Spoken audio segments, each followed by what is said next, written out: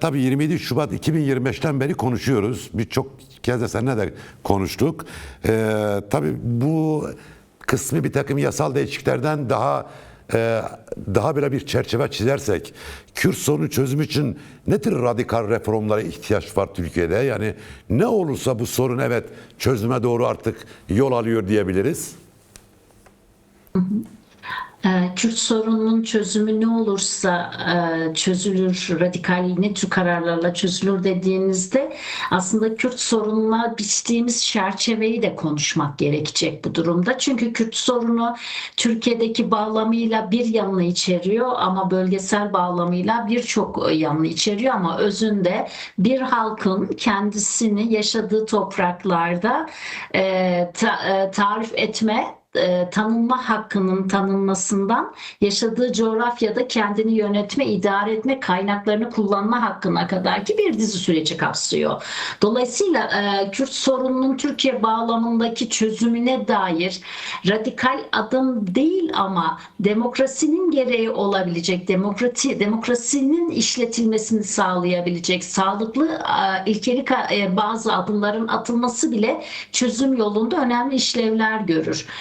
Yoksa Kürt kimliğinin tanınması, Kürt kültür ve tarihine dair gelişim seyirlerini içerecek biçimde tanınma, alan açma gibi birçok meseleyi saymak mümkün ama her şeyden önce Kürtlerin kendisini tarif edebileceği, Kürtlerin kimlik olarak bir ulusal kimlik olarak tanınmasına ve sebep olabilecek, tanınmasını sağlayabilecek kimi yasal bürokratik düzenleme ve toplumsal algı ve bakışların dönüştürülmesi gerekiyor.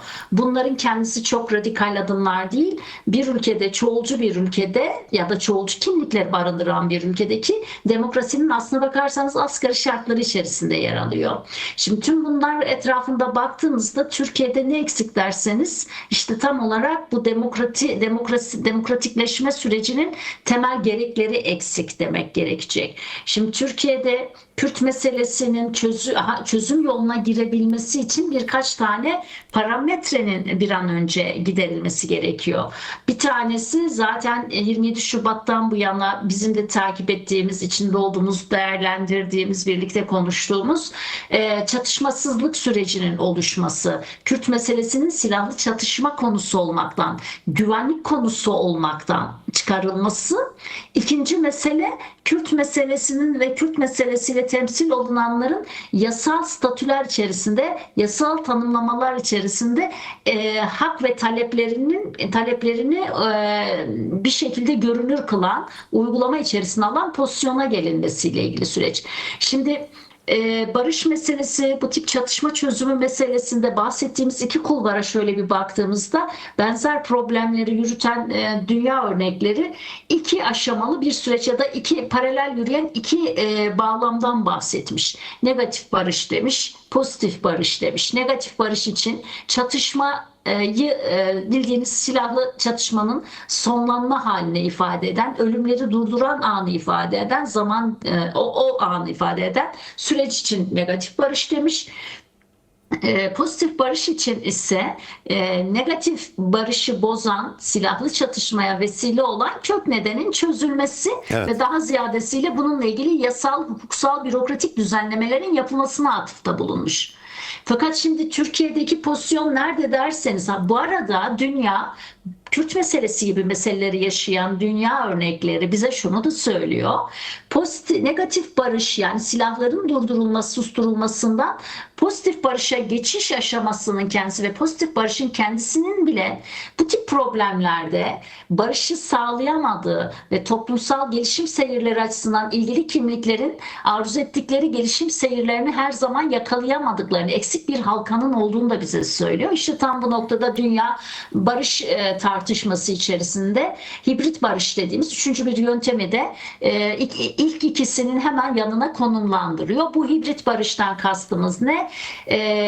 Biri silahların suslu, diğeri yasal bürokratik düzenlemelerin yapıldığı. Dolayısıyla merkez üzerinden muhataplar arasında ortaya çıkmış daha makro düzlemlere işaret eden dönüşümler ve değişimleri içerirken üçüncü aşama toplumların kendi ilişkileri ve gündelik hayatlarında sorunun çözümünü sağladıkları ve bu çözümün gündelik hayatlarını dönüştürücü kıldıkları yanlarla ilgili olarak açığa çıkıyor. Evet. Dolayısıyla Kürt meselesinde hangi aşamadayız derseniz negatif barış aşamasındayız demek mümkün. Bunda da bazı problemler henüz var. Çünkü her ne kadar çatışmasızlık yaşanıyor ise de henüz bu çatışmasızlığın bağlamını garanti eden karşılıklı ilişkiler tamamlanmış değil. Operasyonel durumun olup olmayacağını, çatışmayı tetikleyen pozisyonların bitip bitmeyeceğini henüz bilmiyoruz ama bir negatif barış durumundan bahsetmek çok mümkün. Ama pozitif barış sürecine geçmek geçmemekte ayak direyen bir iktidar hikayesiyle karşı karşıyayız. Evet. Ve aslında tam da bu pozitif barış aşamasını gerçekleştirecek olan iktidarı baskılayabilecek, onu çözümü demokrasiler, özgürlükler ve kimlikler lehine kılabilecek tabandan doğru bir barış örgütlenmesi, tabandan doğru bir uzlaşı, çoğullaşma, demokratikleşme ve her tür kaynakların paylaşımını sağlayan bir model örgütlenmesine, bir hareketlenme biçimine, sivil toplumdan, yerelden doğru bir hareketlenme biçimine ihtiyacımız olduğunu, dolayısıyla Kürt meselesinde hem pozitif barışın hem hibrit barış sürecinin iç içe geçmesinin gerektiğini söylemek gerekiyor. Peki burada bir rehavet mi söz konusu? Yani nasıl işte PKK silahları bıraktı, kendisi de feshetti. İyi güzel işte artık savaş da bitti. Burada bir rehavet mi oluştu? Yani toplumsal basınç bundan dolayı mı çok görünür olarak ortaya çıkmıyor? Yoksa yanılıyor muyum? Aslında ortada olan şey bir rekabet değil. Keşke çözüme dair bir rekabet olsa. Hayır, rehavet dedim. Rekabet değil, rehavet oluştu mu? Yani toplumsal bir basınç oluştu. Rehavet. Rehavet Ben mi oluştu? rekabet anladım, pardon. Nasıl olsa silahlar sustu artık herkes tamam bitti bu mesele gibi mi yaklaşıyor? Yani toplumsal dinamikler bu konuda biraz pasif mi duruyorlar? Yani bu basıncı uygulama konusunda. Doğrusunu isterseniz pasif değil, içinde ve işin bir muhatabı ve sahibi olarak dahil olamıyor. Bu konuda ben sürecin yürütücülerinin, iktidar tarafından yürütücülerinin süreci ele alma biçiminin çok belirleyici olduğu kanaatindeyim. Çünkü süreç başladığından bu yana devlet ve iktidar adına hareket edenlerin toplumun sürecin parçası kılınmamasına dönük özel bir çabaları olduğu kanaatindeyim. Bu kanaatimi en son destekleyen örneğin de Nevroz görüntüleri ardından iktidarın takıntılı tavır olduğunu söylemek gerekiyor. İktidar aslına bakarsanız bu meselede çözme ya da bozma, çözdürme ya da bozdurma tekelini elinde bulundurmak istiyor. Peki, Aktörlerin tabandan doğru çoğalmasını önlemek bununla ilgili bir yaklaşımın parçası olduğu gibi. Buyurun.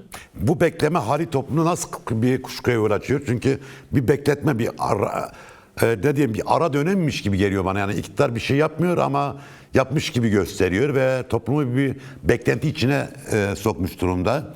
Yani az önce sizin dediğiniz bu yönetme tekelini elinde bulunduruyor bu sürecin ilişkisine, yani gidişatına ilişkin.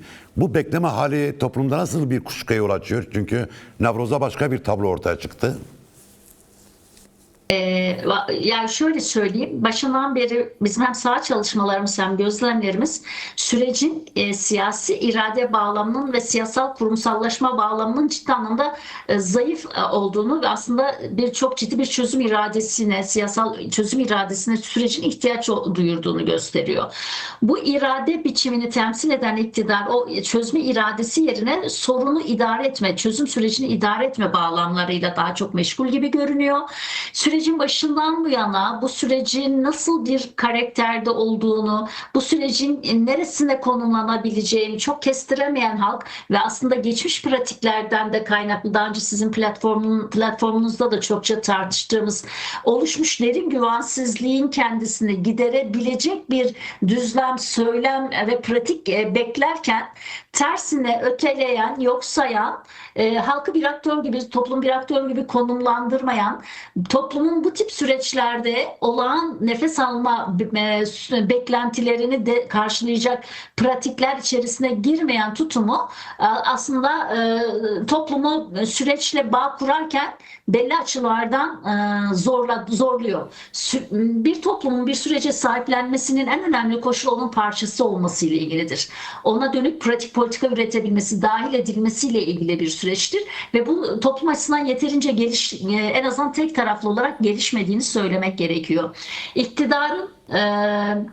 İktidara dönük derin güvensizliğin en temel nedenlerinden biri başından beri şuydu mesela: saha veya sokak iktidarın kendisinin sıra geldiğinde hiçbir adım atmayacağını, çözme niyeti taşımadığını, başka aklında farklı kurgulara sahip olduğunu, sürecin girdilerini bu kurgulara uyarlayarak mutlak kazançlı çıkmayı ama karşıya da kazandırmamayı hedefleyen bir yerde durduğunu çokça dillendirdi ya da benzer anlamda şeyler çokça söyledi. Hakikaten ikinci dönem başladığından beri çözüm sürecini biliyorsunuz, bu sürecin ikinci dönemi dendi Ekim ayından bu yana. Evet. Ekim ayından beri adım atması gereken iktidar hiçbir adım atmadığı gibi, hiçbir siyasal, kurumsal düzenleme girişiminde bulunmadığı gibi, süreç boyunca oluşturması gereken barışçıl atmosfer, kucaklayıcı atmosfer, tahammül gücünü güçlendiren atmosferin ve iklimin kendisinin de oluşumuna katkı sağlamadı. İşte yol temizliği yapmadı, güven arttırıcı önlemler geliştirmedi, güvenlikçi paradigmanın güvenlikçi paradigmanın gereklerinin bağlamları sürdürüldü toplumda. Toplum tüm bunlar karşısında başından beri edindiği sürece karşı temkinliliğini sürdürdü. Bu sürdürme biçimi giderek şuraya da dönüyor. Hükümet, iktidar adım atmayarak, oyalayarak süreci çürütmeye çalışıyor ve ortaya çıkan fırsatın kendisinden bir sonuç, halklar lehine bir sonuç çıkmasını arzulamıyor. Tam bu noktada başından beri temkinli olan, geçmiş travmalara göre süreci biraz hesaplarla da izleyen kesimleri çok daha fazla içine büken bir hale getirdi. Dünden bugüne yürüyen süreç sağlıklı yürümüş olsaydı toplum daha ziyadesiyle süreci izleyen değil, sürece katılan, baskılayan bir yerde konumlanmış olurdu. Bakın aslında toplumun sürecin parçası olması ile ilgili çok önemli fırsatlar da yakalandı. Örneğin Rojava sürecindeki protestolar ve küresel anlamda gelişen Kürt toplumsal hareketliliğinin kendisi sürecin doğru ayaklar üzerine oturtulması ve toplumsal destek, eksik olanın toplumsal destek ayağının inşa edilmesi ama aynı zamanda toplumun da bir aktör olarak o masada, o çözüm sürecinin parçası olarak yer alması açısından çok güçlü bir fırsat sundu. Fakat o günden bugüne iktidarın tutumu ortaya çıkmış olan bu yeni aktörlük pozisyonu süreci güçlendirici ve yürütücü bir pozisyonda değerlendirmek yerine unutturan, zamana yayan, etkisizleştiren, alan açmayan bir yerde durdu. İkinci bir aşama örneğin süreçle ilgili toplumsal ayağın güçlenmesine dair çok önemli ikinci bir destek alanı Nevroz'du mesela.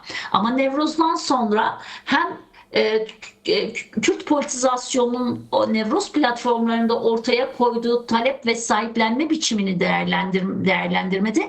Hem de hedef gösteren bir söylem içerisinde oldu. Üstelik hukuki uygulama, adli uygulama da ne yazık ki hedef gösteren bir yerde konumlanıyor. Tam da bu noktada aslına bakarsanız iktidar süreci yürütme bağlamının içine aktörleri çoğaltmaksızın ve Kürt aktörlüğünü sınırlı ve desteksiz kılarak bir şekilde çözüm sürecini idare ama zamanla da kendi lehine konsolide etmenin kanallarını oluşturmaya çalışıyor.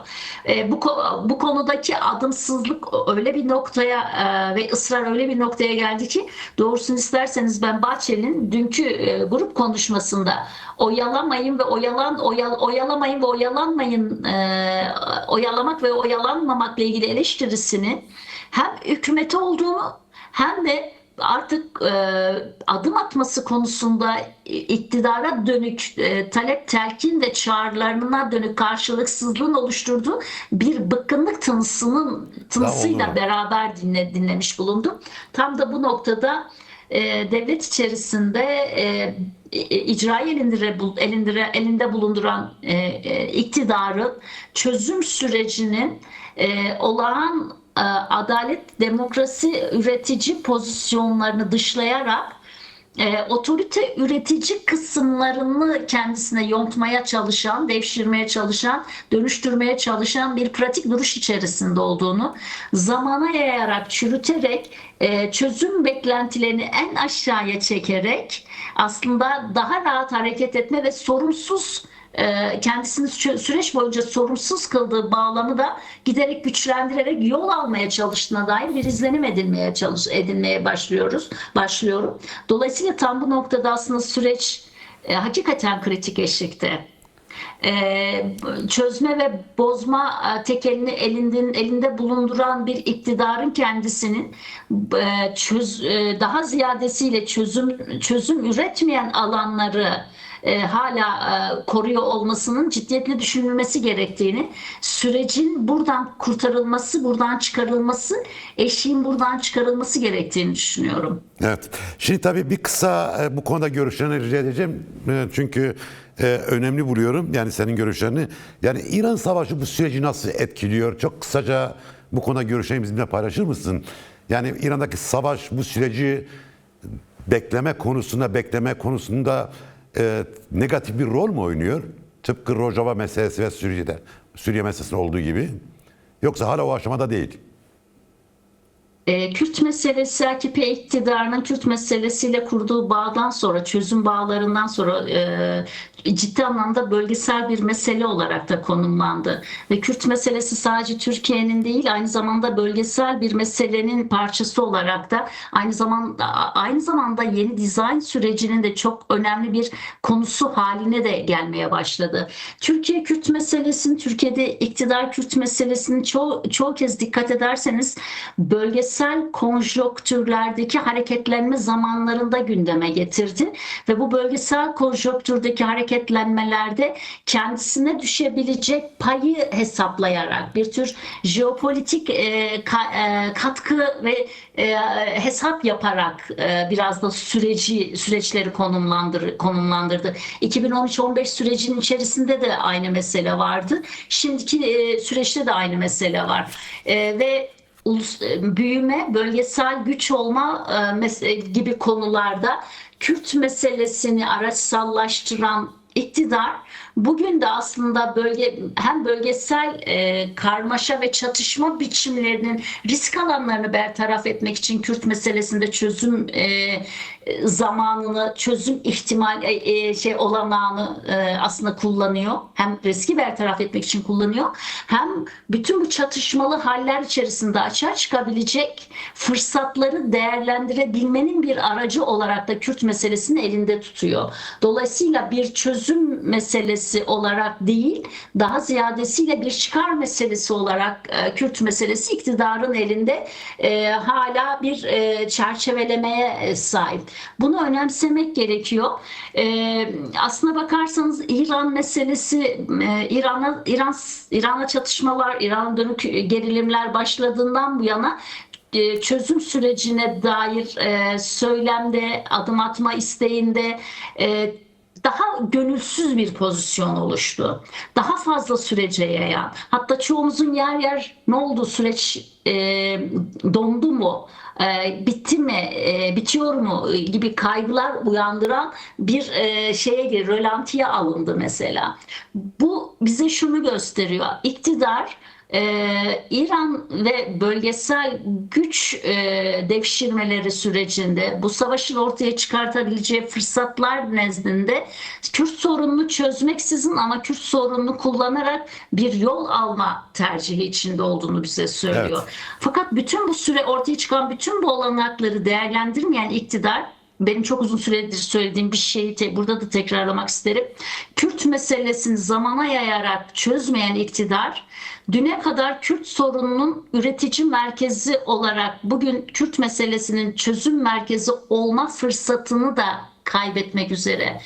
Eğer Türkiye'deki Kürt meselesinin çözümünde bir model bilseydi Türkiye, bölgesel olarak da Kürt meselelerinin çözülmesinde bir model, aynı zamanda bir öncü ülke olabilecekti. Fakat bu uzatma biçimleri, bu çözmeme biçimleri bu konudaki rolün farklı olanaklar içerisinde farklı aktörlüklere kayabilme olasılığını da düşündürüyor. Evet. Kürt meselesini bugün Türkiye ile çözmek isteyen bir akıl var. Çok önemli, çok kıymetli bu.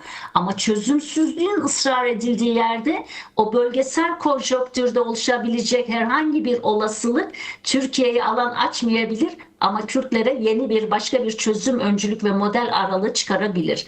Dolayısıyla uzatılan bu süreç yapılan küçük hesaplarla ölçülemeyecek kadar aslında önemli bir fırsatın da kaçmasına neden olabilir demek mümkün.